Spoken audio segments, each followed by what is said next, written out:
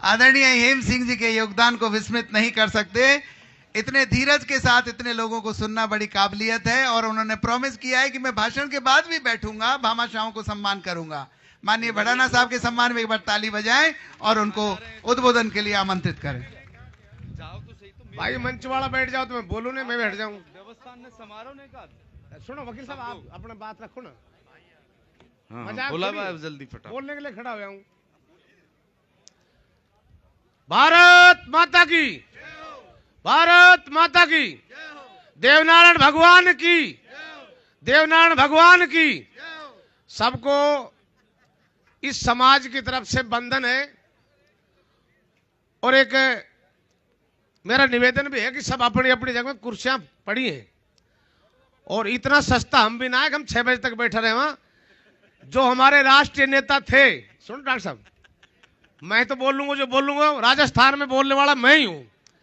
हमारे माननीय सचिन जी पायलट को दिल्ली जाना था, गए, बहुत अच्छी बात है, चुनाव गए। कृष्ण पाल जी को जाना था, बहुत अच्छी बात है। हमसे पूछा कि आपकी व्यस्तताएं, जाना चाहिए। हमारे दो अलग अलग पार्टियों के दोनों नेता हैं, उनका मान करते हैं, सम्मान करते हैं और हम सामने भी करते हैं, पीछे से भी करते हैं।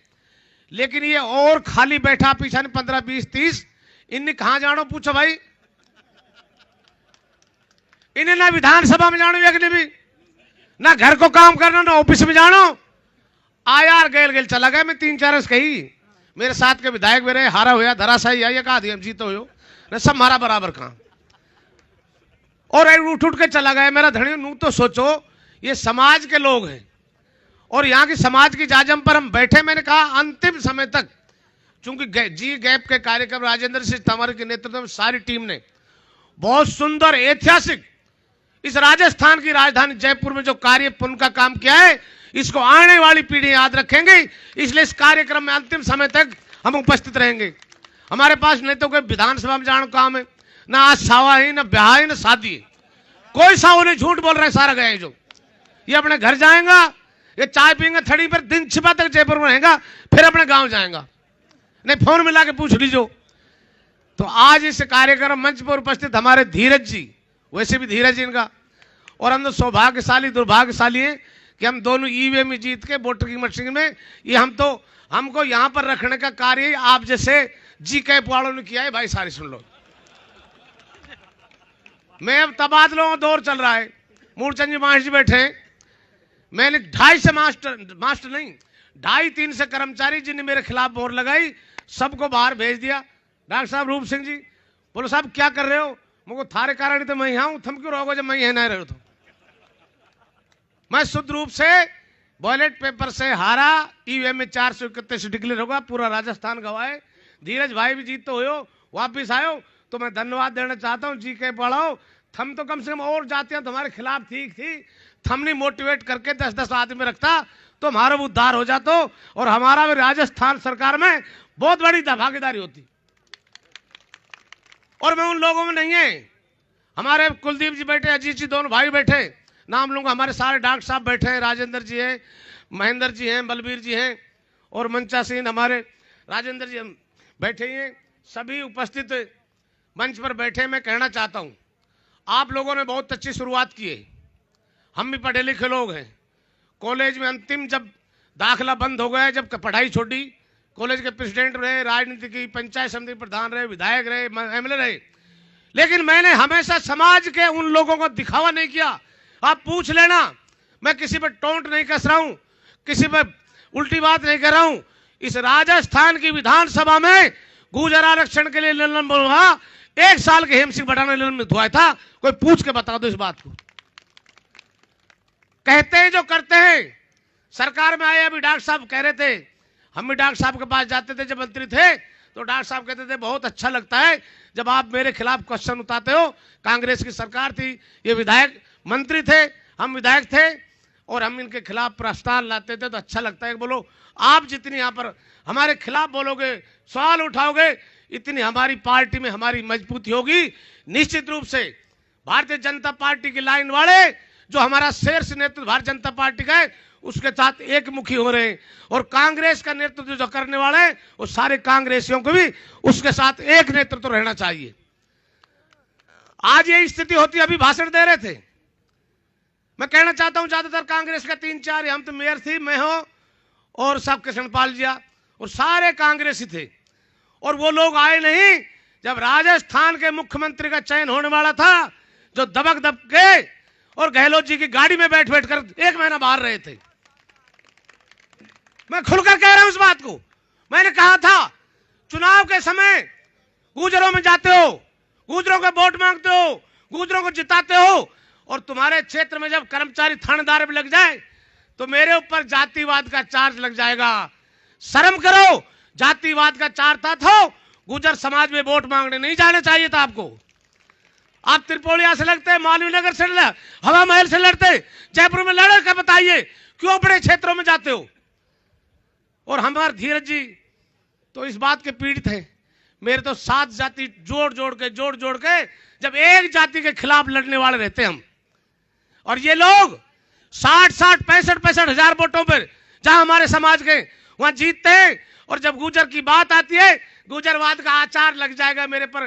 तेरी जिंदगी भी तो गुजर नहीं बचाई, टिकट भी गुजर नहीं देता। हमको राजनीतिक पार्टी, कोई सी पार्टी हो, हमको जाति के आधार पर टिकट इसलिए देती है कि वहां हमारी जाति का फैसला है। हमने, हमारे भारतीय जनता पार्टी की सरकार थी, भारतीय जनता पार्टी का प्रधान था, लेकिन समाज की जाजम के लिए गुजरों को जेल भरो आंदोलन था, सबके बीच रहा, कहा कि समाज से हम पीछे नहीं जाएंगे। पार्टी के वफादार जरूर हैं, कमल के फूल से जीत के आए, कमल के फूल की बात करेंगे, लेकिन जहां समाज की लड़ाई लड़ेंगे वहां हम अपना धुन नहीं बंद करेंगे, खुलकर हम आपके साथ रहेंगे। डॉक्टर साहब जी, मैं बताना चाहता हूं, आप हमारे बहुत बुजुर्ग हो, आप अपने ऊपर मत लेना।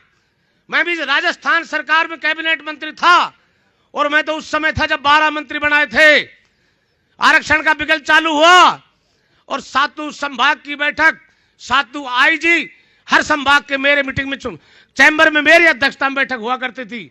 रूप सिंह जी गवाही सबका विड्रॉ कराया, लेकिन हेम सिंह भडाना के आज भी कोलवा और मानवता ट्रैक रोकने का मामला आज भी लंबित पड़ा है। भाषण देते थे जय देव जय गुजर, और पीछा से जाके जब गुजर की बात आती तो इधर की गाड़ी में बैठकर चले जाते। साना तार के कहो ना। मैं कहना चाहता हूं, मैं किसी की आलोचना नहीं करना चाहता हूं कि हमारा समाज एकजुट रहेगा, और जी के वालों को धन्यवाद देना चाहता हूं कि हमारे समक्ष जो आरक्षण से हमारे जो कर्मचारी हैं दूसरे वर्गों के, उनका 20-20, 30-30 साल तक राजनेताओं को चंदा देते हैं, एकजुट होकर चलते हैं और उनको आगे पहुंचाने का काम करते हैं। मैं धन्यवाद देता हूं अखिल भारतीय गुजर जो हमारे कर्मचारी संघ है, इन्होंने बीड़ा उठाया है कि राजधानी में एक ऐसा काम हो।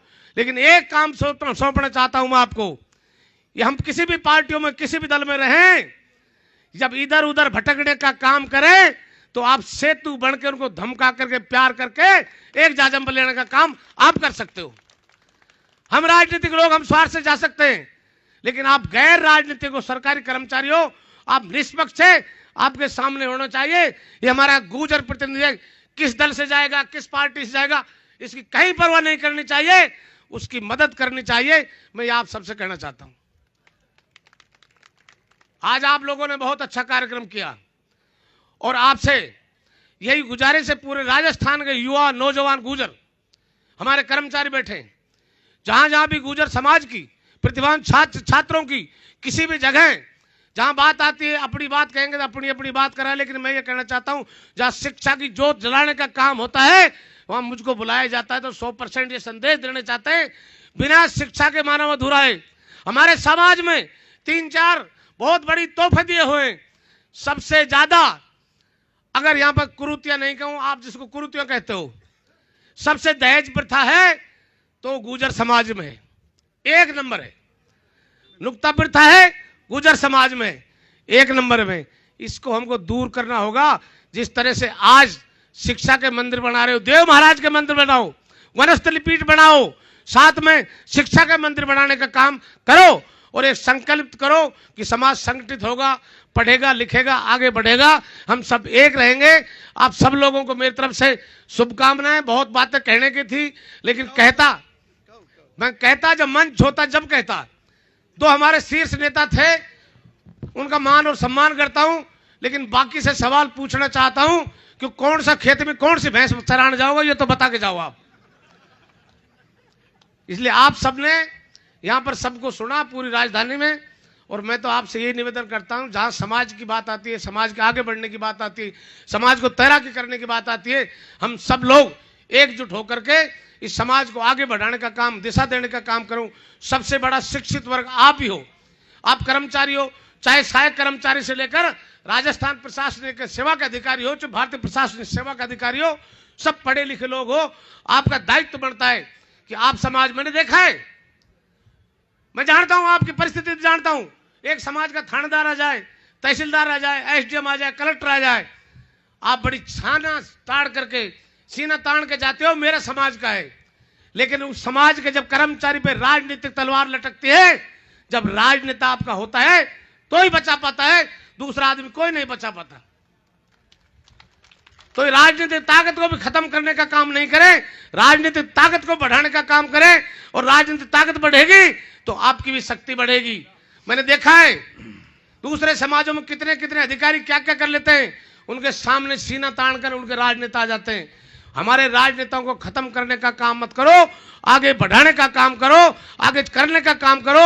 आप सब लोगों को कोई मेरी बुरी बात लगी हो उससे माफी चाहूंगा, लेकिन आप सच्ची कहने का मेरा मादा है, रहेगा। आप सब लोगों को मेरी तरफ से बहुत बहुत शुभकामनाएं, धन्यवाद, जय हिंद, जय भारत। और अंतिम समय तक मैं बैठा रहूंगा। बहुत बहुत आभार सम्माननीय मंत्री।